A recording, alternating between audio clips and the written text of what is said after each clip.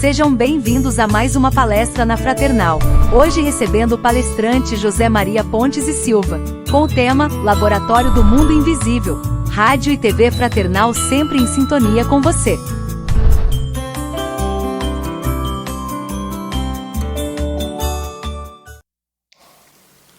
Olá, hoje nós vamos abordar o capítulo 8º do livro dos médiuns, Laboratório do Mundo Invisível. Kardec, como um grande observador, como um pesquisador nato, ele sempre questionava algumas coisas, mesmo porque no seu tempo a ciência, por ser muito atrasada, ainda não sabíamos no Espiritismo, talvez por falta de uma terminologia adequada na época, para que se soubesse, para que os espíritos revelassem o teor da chamada matéria mental, que é a matéria do mundo dos espíritos. Aqui no mundo material, os espíritos chamam de matéria densa, que é toda essa corte de substâncias materiais que parte da nossa tabela periódica. Mas no mundo espiritual foi revelado que existe uma tabela periódica completa, elementos aquém do hidrogênio, que é o elemento mais simples da nossa tabela periódica, e além dos elementos radioativos. Portanto, são milhares de substâncias que existem no mundo dos espíritos que são desconhecidas para nós. Mas Kardec não sabia disso, nós nem conhecíamos a tabela periódica do nosso mundo, porque ela só surgiu pronta depois do desencarne do grande codificador, que era Allan Kardec. Então ele questionava muito sobre como os espíritos aparecem com objetos, com roupas, como eles conseguem, então, ter estas coisas todas que existem no nosso mundo, se eles vivem num mundo fluídico. No tempo de Kardec, ele concebia o espírito como um elemento fluídico. E, portanto, ele tinha poderes mentais de se substancializar, de se materializar ao ponto de se tornar tangível, se tornar perceptível pelo próprio elemento após a morte. Mas ele não sabia de que existia uma tabela periódica completa no mundo dos espíritos e que a tabela periódica de química que nós temos aqui, que surgiu pronta depois da morte de Allan Kardec, é um pequeno percentual da tabela efetiva que existe no mundo dos espíritos. Daí porque, certamente, ele questionou no capítulo 8º, Laboratório do Mundo Invisível. Lei geral se aplica nos dois mundos. Então ele confessa que teve que admitir a existência de uma lei, que ele chamou lei geral, que se aplica tanto no mundo espiritual quanto no mundo físico. Allan Kardec admitiu a existência desta lei, inspirado na observação de que os espíritos apresentam-se com roupas semelhantes às que usam na Terra. Então, até o tempo de Kardec se imaginava de que as roupas esvoaçantes, os tecidos, os panos que formavam as túnicas, era o que usavam os espíritos no mundo espiritual. Mas Kardec observou que objetos também podem surgir, além desses objetos que poderiam eventualmente ser até caracterizados como algo pertencente ao espírito, como ocorre com o corpo espiritual. Então ele percebeu que existe esta lei e que é através desta lei, no seu tempo, que ele sentia, que ele percebia de que os espíritos realizavam as maravilhas. No entanto, devemos nos lembrar sempre de que Kardec não sabia de que o mundo espiritual era um mundo composto por elementos semelhantes àqueles que existem em nossos corpos, onde ocorre, por exemplo, a divisão cariocinética para manter o nosso corpo celular do nosso organismo físico. Hoje nós sabemos que a divisão cariocinética também promove a multiplicação celular do corpo espiritual. Portanto, não é aquele corpo tão fluídico, para nós podemos chamar de fluídico, mas para o mundo espiritual seria uma espécie de corpo sólido. Tá? Então, isso, quando os espíritos disseram que o mundo espiritual era fluídico e que o corpo espiritual era fluídico, todo mundo entendeu muito bem, porque naquela época que não existia ainda a ciência como nós a conhecemos hoje, porque estava apenas se iniciando, tudo que surgia no ambiente científico, por exemplo, nas observações, por exemplo, alguém observava uma lâmpada acesa, o que era a luz? Era um fluido. O que era o frio, o calor, era um fluido. Então, quando os espíritos disseram que o mundo era fluídico, que o corpo espiritual era um corpo fluídico, rapidamente todos aceitaram por fazerem ideia do que seriam os fluidos. Agora, com o tempo, a própria ciência definiu fluidos e gases, aliás, líquidos e gases são fluidos. O restante dos elementos que eram considerados como fluidos já são amplamente conhecidos nos dias de hoje. Sabemos que a luz, por exemplo, que era considerado um fluido, que circulava por um condutor, se bem que Kardec não conheceu a lâmpada, mas a energia que circulava no condutor é considerada um fluido. E, consequentemente, a luz, de um modo geral, também era considerada um fluido. Então, hoje mudou tudo. No próprio mundo dos espíritos, o André Luiz nos deixa bem claro de que lá também é a mesma coisa. Os espíritos chamam de fluidos espirituais, que são elementos formados a partir da corrente do pensamento. No entanto, lá os fluidos são os líquidos e os gases, tal como ocorre aqui na Terra. Ele nos deixa muito claro isso no livro Evolução em Dois Mundos. Essa lei geral, concebida por Allan Kardec, promovia, digamos, fazer com que o espírito criasse o vestuário. Ele admitia que poderia fazer parte do indivíduo. Os acessórios pessoais não fazem parte do indivíduo. Então, essa lei geral resolveria todas essas questões. Toma como objeto da investigação a aparição de um homem sentado, portando uma tabaqueira ao lado a uma senhora enferma em um aposento de sua residência.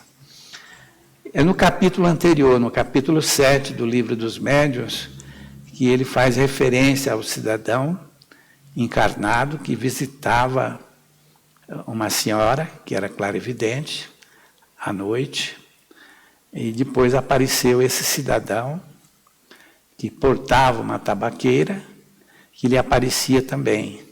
Daí então ele conhecia essa história dessa senhora muito conhecida, e, portanto, as suas reflexões, naturalmente, começaram a partir das observações que fez dessas histórias que ouvia dessas criaturas, dessas pessoas que eram suas amigas e que mereciam crédito.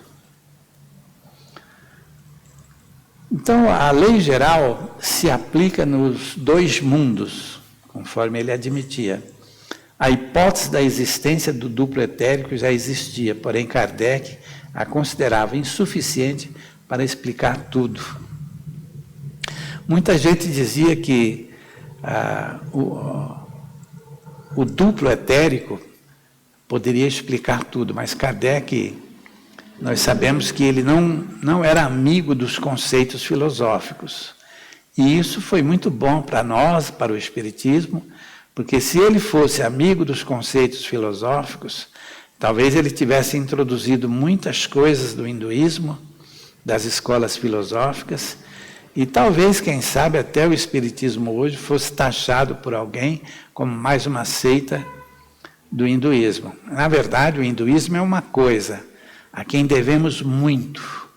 Nasceu às margens do rio Indo há milênios, na Índia, influenciou o aparecimento de todas as escolas filosóficas do mundo inteiro, influenciou o surgimento das religiões e, portanto, é uma espécie de pai do espiritualismo. Nós, como espíritas, devemos muito, por exemplo, à divulgação da reencarnação, onde os nossos irmãos do hinduísmo oficializaram a crença na reencarnação como realidade absoluta cerca de 6 séculos antes da vinda do Cristo.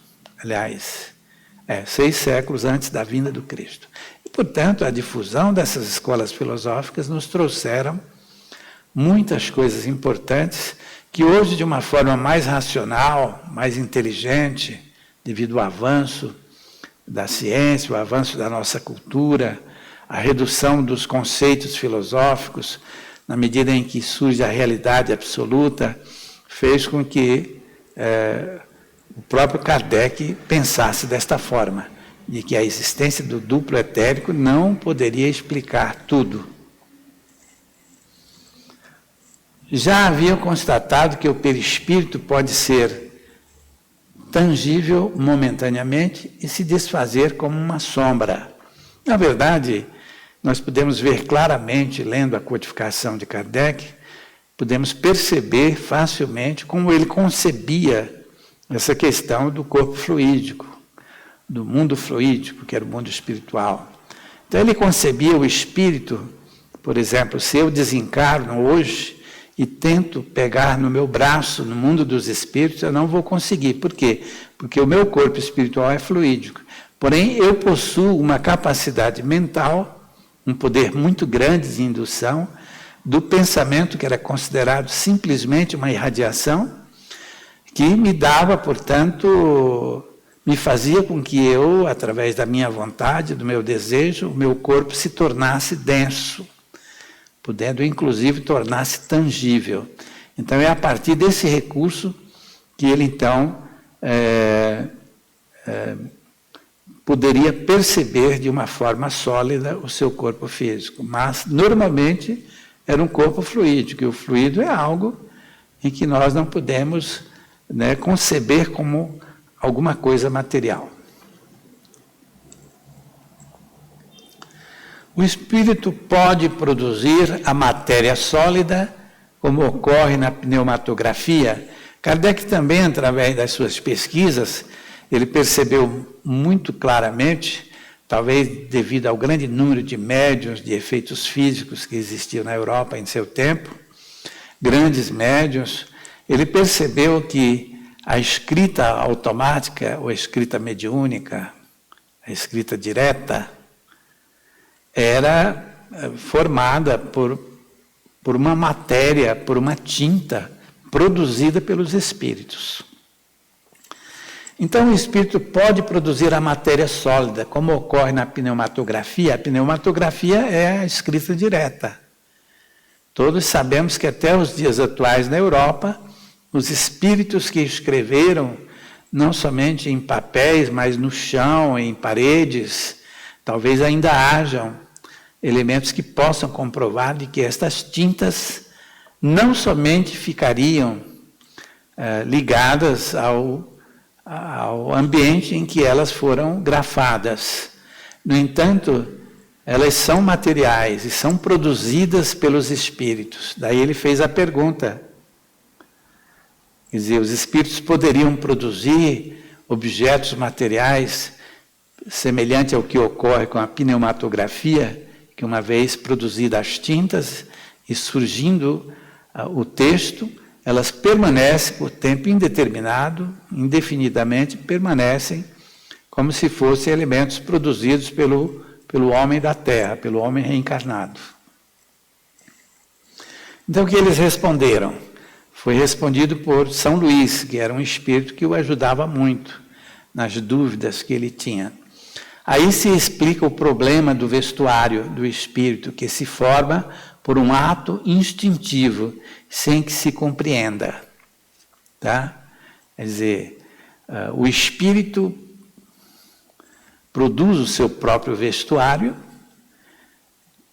de uma forma instintiva. Hoje nós sabemos, através de informações da obra de Chico Xavier, de Ivone do Amaral Pereira, de que o automatismo da nossa mente, durante a nossa vida, ele dispõe de meios automáticos para arquivar uma série de dados colhidos da nossa personalidade, e esses dados automáticos são preservados nos arquivos informacionais da mente, um arquivo geral que existe, de tal maneira que quando nós desencarnamos, nós estaremos usando a roupa adequada, quer dizer, aquela roupa que foi objeto do estudo automático da nossa própria mente, que manteve no arquivo, a fim de que automaticamente seja produzida no momento em que retornarmos para o mundo espiritual. Mas no tempo de Kardec não havia essas informações, certo? Quer dizer, um ato instintivo, segundo os espíritos, o espírito que lhe orientou, é que fazia com que se produzisse o vestuário do espírito.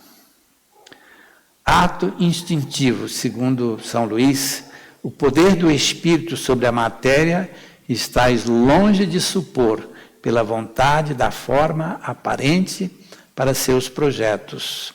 Quer dizer, não foram feitas muitas revelações que nós já temos hoje no ambiente espiritista. Então, Kardec estava satisfazendo a sua curiosidade quando então recebeu esta resposta de São Luís, que nós estávamos, naquela época, no tempo de Kardec, muito longe de supor o que o Espírito poderia promover, fazer surgir através da sua própria vontade. O vestuário é alguma coisa como o próprio perispírito. O é. Era o que Kardec concebia. A tabaqueira, ele a fez e desfez por ato de sua vontade. Ocorre o mesmo com todos os objetos. Quer dizer, os espíritos não notificaram a Kardec de que no mundo espiritual havia uma tabela periódica de elementos de química e que o nosso corpo espiritual e todos os elementos materiais do mundo dos espíritos se formavam através da divisão cariocinética, os elementos vivos através da divisão cariocinética, para a formação dos corpos espirituais, e os elementos atômicos que eram originários dos elementos espirituais que se combinavam formando as substâncias. Kardec até aí também não tinha essa informação. Daí porque ele quis satisfazer as suas dúvidas, porque conforme o capítulo 7 do Livro dos Médiuns, anterior a este, que é o capítulo 8, lá ele recebe a notícia da senhora que vê um senhor que é seu vizinho, que aparece com uma tabaqueira. E ele faz uma série de perguntas, que nós vamos ver a partir de agora, para satisfazer, portanto, a sua curiosidade. Poderia torná-la tangível e que, aspirando o tabaco, teria espirrado. Kardec pergunta, já que aquele cidadão que apareceu para aquela senhora, que era uma clarividente, com a porta trancada à noite em sua residência, ele surge como uma tabaqueira. Existe algo naquela tabaqueira, existe o elemento que ele pode aspirar e espirrar em seguida, como ocorre normalmente com aqueles que têm o vício do tabaco. Então, ele diz que o espírito poderia tornar tangível, apesar de dizer que, naquele caso, não havia exatamente o elemento que poderia ser aspirado, mas o espírito poderia produzir. Poderia dar propriedades especiais aos objetos se o quisesse. Quer dizer, ele além de produzir pela ação da sua vontade a tabaqueira, ele poderia enchê-lo com o elemento que poderia ser aspirado e os resultados seriam como se fosse um elemento normal. Quer dizer, a produção seria efetivamente normal de um elemento tal como existe no nosso mundo. É isso que ele quis dizer. Porém, os espíritos só realizam esses atos de conformidade com a necessidade daquele momento. Mediante permissão, poderia produzir a substância venenosa ou salutar até alimentos e frutas. Quer dizer, mediante permissão da espiritualidade que os ordenam, eles poderiam produzir, inclusive, substâncias venenosas ou alimentos. Hernani Guimarães de Andrade, um grande pesquisador, parapsicólogo espírita brasileiro, já desencarnado há alguns anos, ele faz referências nos seus livros sobre as pesquisas que se realizaram aqui no Brasil, da produção, inclusive, de frutas, de elementos os mais variados, produzidos pelos espíritos, que é perfeitamente possível isso ocorrer. Não vem ocorrendo com frequência por uma série de fatores onde não há tempo de se comentar. Só quando há permissão da espiritualidade para que estes elementos sejam produzidos e eventualmente permaneçam no nosso mundo por tempo indeterminado, conforme o caso, e que sejam produzidos, inclusive, elementos como frutas, etc. Objetos produzidos poderiam ter caráter permanente e estáveis. Poderiam, evidentemente. São Luís informa de que seria possível se produzir em caráter permanente. Eles produziram uma cadeira, produziram um objeto qualquer e, conforme a autorização para que eles permaneçam indefinidamente no nosso mundo, eles podem realizar isso. No entanto, eles não fazem porque existem restrições, existem proibições, existe digamos, alguém que estará sempre observando para permitir ou não permitir esse tipo de acontecimento. As produções são realizadas por espíritos elevados com melhores resultados, informação de São Luís. Um espírito atrasado pode produzir também, ele pode aprender e a produzir. No entanto, se é um espírito elevado, que saiba produzir esses elementos materiais, eles produzem, portanto, de uma forma mais bem elaborada do que os espíritos mais atrasados, com resultados superiores. Na pneumatografia, os espíritos produzem os materiais e os traços são permanentes e estáveis. Na pneumatografia, ou seja, na escrita direta, que aparece num papel, por exemplo, você dobra uma folha de papel, coloca na gaveta de uma mesa, tranca a gaveta, faz uma prece, e então, se houver meios para que o espírito se manifeste, fazendo uma pneumatografia, ou seja, fazendo com que surja uma escrita direta neste papel, será feito com extrema facilidade através da produção da tinta que será utilizada na folha que aparecerá escrita. Houveram pesquisas na Europa, né, nos tempos de Allan Kardec, depois da morte de Allan Kardec, desses grandes pesquisadores, onde eles achavam no início de que se deixasse uma vasilha com tintas, e os espíritos não iriam produzir estas tintas, mas iriam utilizar aquelas tintas que estavam disponíveis, que eles deixavam no ambiente para que eles usassem. E eles observaram de que o fenômeno não ocorria como eles achavam que deveria ocorrer. Os espíritos sempre produziam as tintas que poderiam ser examinadas, que eram exatamente as tintas da época onde eles utilizavam na pneumatografia. E, portanto, algo muito interessante, E tudo isso, naturalmente, é resultado de pesquisas realizadas. Nos corpos sólidos, há agregações que não existem nesses materiais. Nos corpos sólidos, há agregações que não existem nesses materiais. Quer dizer, ele quer dizer que no interior dos corpos sólidos, por exemplo, se não houver necessidade de mostrar um objeto, digamos, para facilitar a materialização de um objeto, eles não materializam a parte interna deste objeto. A parte externa, porque ele apenas será utilizado para mostrar para alguém, para que alguém observe.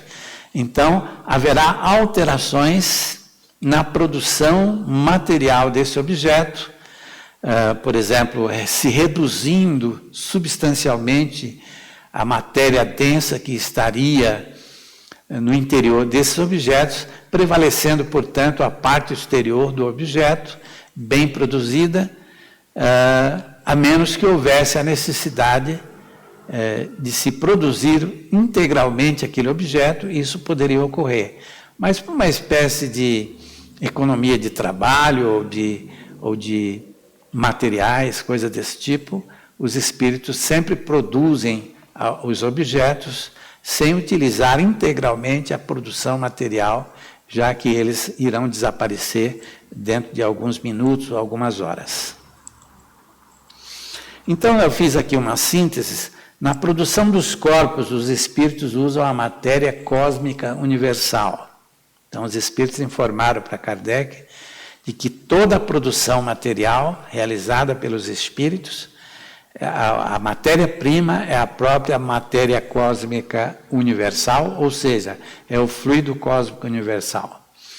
Pode lhe dar propriedades determinadas, propriedades como doce, salgado, azedo, etc., ou transformadas em venenos ou em medicamentos. Quer dizer, os espíritos têm total autonomia para realizar e produzir a matéria segundo as necessidades que ocorrerem naquele momento. Os objetos têm existência temporária. Por terem existência temporária, eles são produzidos da forma como nós explicamos, não integralmente, a fim de que haja uma economia, naturalmente, de energias, é o que se imagina. Podem tornar-se visíveis e tangíveis, com uma aparência real. Eles podem produzir o objeto, tal como ocorreram nas grandes materializações da Europa, onde os espíritos materializados foram analisados a sua respiração, os seus tecidos orgânicos, os tecidos da própria vestimenta, das roupas desses espíritos, as madeixas, com a permissão dos espíritos, ainda permanecem em museus na Europa. Então, há uma produção substancial da matéria densa pelos espíritos, uma desmaterialização, sem nada ter a ver com a fissão nuclear que desmaterializa a nossa matéria densa e que causa grandes explosões, problemas no momento dessa desmaterialização. O fato dos espíritos fazerem desmaterializações e materializações se processa de uma forma diferente, onde os campos morfogenéticos desses objetos desmaterializados, onde houveram muitas experiências na Europa, onde houve inclusive o transporte de plantas desmaterializadas que foram materializadas em outros países, e, portanto, uma gama imensa de informações a partir do exercício prático dos experimentadores europeus. E, portanto, podem tornar-se, inclusive, visíveis e tangíveis, segundo a necessidade. A matéria elementar única produz as propriedades boas ou ruins das substâncias. A matéria elementar única a que ele se refere é exatamente a matéria-prima utilizada para a realização e a produção desses objetos, que é o fluido cósmico universal. Fluido cósmico universal é um dos 2 componentes do universo. Na produção, no item 1, em cima, na produção dos corpos, os espíritos usam a matéria cósmica universal. E aí embaixo, o fluido cósmico universal é um dos 2 componentes do universo. Então, todos os elementos materiais, são produzidos a partir do fluido cósmico universal. Quer dizer, tudo que existe aqui na Terra é a condensação do fluido cósmico universal.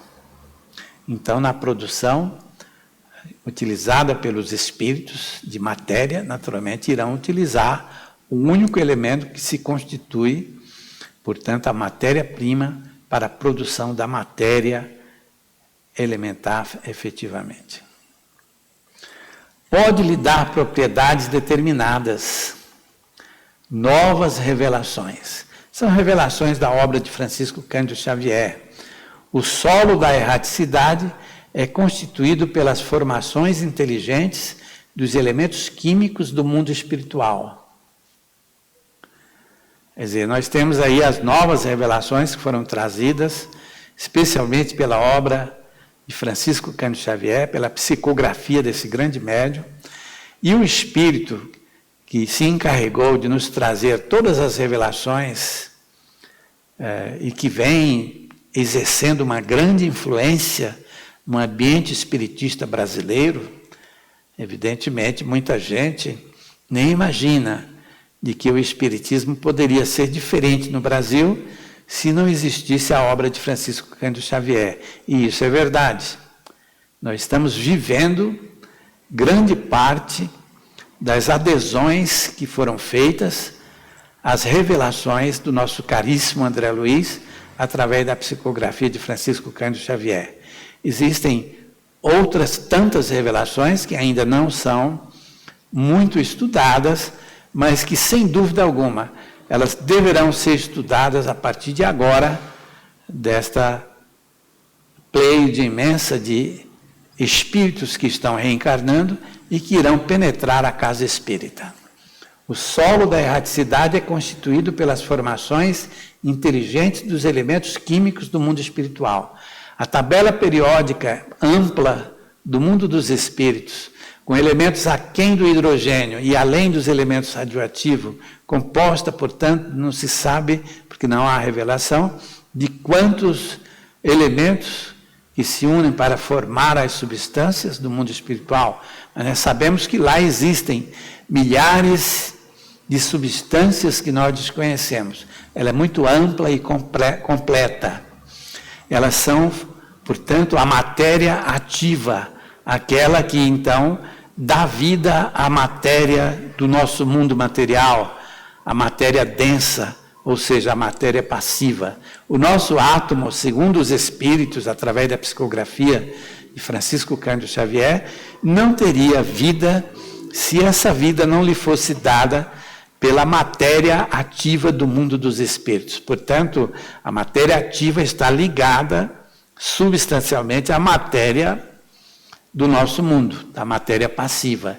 E é por isso que ela existe vida. Se não fosse esta vida espiritual que lhe é concedida, ela não existiria nas condições em que nós conhecemos. A tabela periódica, portanto, surgiu, a nossa tabela periódica do nosso mundo físico, surgiu depois da morte de Allan Kardec, porque ela vem sendo elaborada por muitos e muitas dezenas de anos. E ela só ficou pronta depois de 1870. E, portanto, aí começaram os estudos interessantes no ambiente da física, da química, a partir dessa tabela que surgiu, portanto, depois da morte do codificador. Pode lhe dar propriedades determinadas, novas revelações ainda. Criações automáticas e criações racionais. As criações automáticas do mundo espiritual, elas são produzidas pela nossa mente. Por exemplo, eu desencarno hoje, onde eu vou viver? Será que existe alguém do mundo dos espíritos que vai receber cada elemento que desencarna aqui na Terra e fazer um julgamento para saber onde ele vai viver, se é na região do umbral, se é na região espiritual A ou B ou C, mais luminosa, menos interessante. Se isso ocorresse, poderia inclusive haver até injustiças por enganos, etc. Mas não existe isso. A nossa mente tem a incrível capacidade de automatizar as produções do próprio ambiente espiritual em que nós vivemos. E, portanto, são produções automáticas daqueles que vivem naquele ambiente. Então, nós vamos viver no local perfeitamente de acordo com a nossa própria personalidade, portanto, nossa mente. Então, são criações automáticas, temporárias, produzidas nas proximidades da Terra e compõem as regiões espirituais para as quais irão todos os habitantes da Terra. Na medida em que houver uma evolução maior, naturalmente eles irão se afastando e quando houver o complemento das encarnações e que houver, por exemplo, a nossa evolução substancial e, portanto, não precisarmos mais das reencarnações, é evidente que iremos morar em regiões espirituais que nós desconhecemos. Eu me refiro tão somente às esferas espirituais que estão agregadas ao nosso globo terreno. E as criações racionais, que são aquelas onde nós aprendemos do mundo dos espíritos, através da concentração, através do raciocínio, a produzir também, realizar as produções racionais, mas aí é necessidade de se aprender a técnica, de se estagiar, portanto, realizando tarefas a fim de que venhamos nos habituar a isso. Assim como existe aqui no nosso mundo as tarefas racionais, que é tudo aquilo que é engenharia, que o homem consegue realizar através da utilização dos materiais que existem na Terra. Onde aqui, naturalmente, não existem as criações automáticas, porque é o mundo da matéria densa que não permite que isso aconteça. Forças ativas e forças passivas. Portanto, as forças ativas são todas as forças do mundo espiritual e todas as forças do mundo físico são passivas. É uma atuando sobre a outra, a ativa atuando sobre a força passiva. Nós começamos na codificação de Kardec, recebemos a informação de que existe o corpo espiritual que exerce o domínio sobre o corpo físico. Hoje nós sabemos que tudo na Terra depende do mundo dos espíritos. Ele está conjugado e fortalecendo, dando vida ao nosso mundo. Os objetos têm existência temporária, podem tornarem-se visíveis e tangíveis na aparência real, comprovado pelas investigações da metapsíquica. A metapsíquica foi, digamos, preparado um livro com o diretor da Faculdade de Medicina de Paris, que em 1784 lançou o livro de metapsíquica, que depois foi soterrado pelos investigadores modernos, da moderna parapsicologia, como Joseph Banks Heine, em Duke, nos Estados Unidos da América, onde foi observado de que ele teria utilizado vários métodos de pesquisa e que lançavam-se dúvidas sobre esse ou aquele assunto. Então, hoje, praticamente não se fala em metapsíquica exatamente por esses fatores que impediram o desenvolvimento desses estudos realizados pelo diretor da Faculdade de Medicina de Paris, na época posterior à morte de Allan Kardec. A matéria elementar única produz as propriedades boas ou ruins das substâncias. A matéria elementar, ou fluido cósmico universal, encerra o princípio da unidade universal e é multiforme. Quer dizer, ele é algo. O Emmanuel diz que no mundo dos espíritos ele continua estudando o fluido cósmico universal e que hoje ele poderia nos trazer mais informações a respeito, No entanto, essas informações virão no futuro, porque não há ainda aqui na Terra uma terminologia adequada a fim de que nós recebamos mais informações sobre este grandioso enigma, sobre esse grande elemento material que dá origem a tudo, que é o fluido cósmico universal. Agora, nós temos aqui as modificações das propriedades da água. Nós sabemos que Allan Kardec, e mesmo depois de Allan Kardec, nenhum espírita recebeu informações sobre a cura, como se processa a cura das nossas doenças orgânicas. Então, não sabemos. Kardec faz comentários e nos diz que no ambiente da molécula malsã, então ela é eliminada e surge uma molécula sã. Evidentemente que isso tem que ser desta forma. Mas existem revelações espiritistas que não foram feitas ainda, segundo a minha concepção, como estudioso da doutrina, de que não foram feitas ainda essas revelações, que serão feitas no futuro, ou serão descobertas pela própria ciência ou pelo espiritismo, que estarão naturalmente vinculadas ao processo de curas. No entanto, vamos aguardar com o tempo, mas até o momento nós realizamos curas espirituais dos mais diferentes tipos. No entanto, não sabemos efetivamente como se processa a cura espiritual. Então, Kardec, depois de tanto observar e escrever esses 2 capítulos, capítulo 7 e 8 do Livro dos Médiuns, naturalmente ele deu uma opinião aqui sobre o processo de cura. O magnetizador, assistido por entidade atuando através do magnetismo, obtém as modificações das propriedades da água. Então, Kardec acreditava de que o elemento carregava em si a cura das enfermidades, mas ele não tratou do assunto substancialmente por falta de informação que poderiam ter sido dadas, mas não foram pelos espíritos. Obtém fenômeno análogo nos líquidos do organismo, obtendo o efeito curativo. Então, ele achava que os líquidos do organismo sofreriam, portanto, modificações e surgia, portanto, o efeito da cura. Hoje nós sabemos que a cura, através do passe, se realiza por uma entidade espiritual, onde o médium atua simplesmente como médium. Ele pode fornecer elementos do seu próprio organismo mediúnico que podem auxiliar na cura. E o merecimento é caracterizado exatamente pelo merecimento de quem aplica e de quem recebe. Quem aplica é o espírito auxiliado, às vezes pode ser auxiliado pelo médium, e, portanto, aí entra o merecimento dos 3 elementos: o doente, o médium e a entidade espiritual. Quando ocorre este merecimento, pode ocorrer, inclusive, a cura instantânea.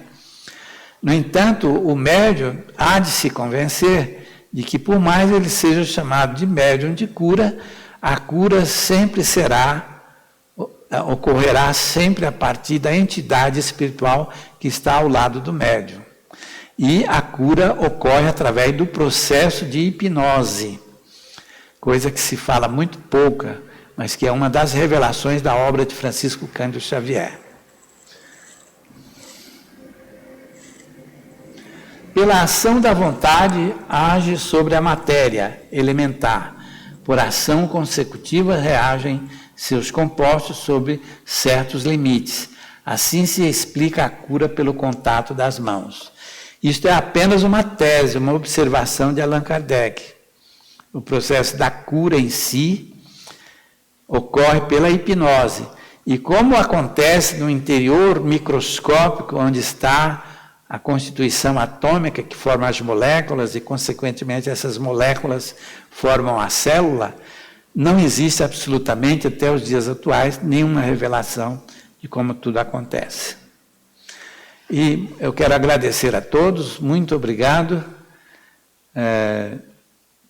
mais uma vez, por terem participado, os que estão assistindo, né, naturalmente, essa palestra, que supus ser de certa importância no estudo da doutrina dos espíritos. Quero falar um pouco do livro Corpo Sutil, Foi um livro que eu lancei há cerca de quase 3 anos e que ele poderá ser enviado gratuitamente para os estudiosos que pedirem a Rádio e TV Fraternal. Vocês podem telefonar para a Rádio e TV Fraternal, solicitar o livro, que ele será enviado gratuitamente e vocês terão que pagar apenas a taxa que corresponde ao correio, ao traslado do correio. E, portanto, é uma taxa muito baixa, que deve estar um pouco acima de R$10. Os grupos de estudos que desejam ter algo de interpretação de parte das obras de André Luiz, no que diz respeito ao corpo espiritual, está neste livro, onde foi escrito com muito carinho e, portanto, poderá auxiliar a muitos estudiosos da doutrina dos espíritos. Muito agradecidos e até a próxima.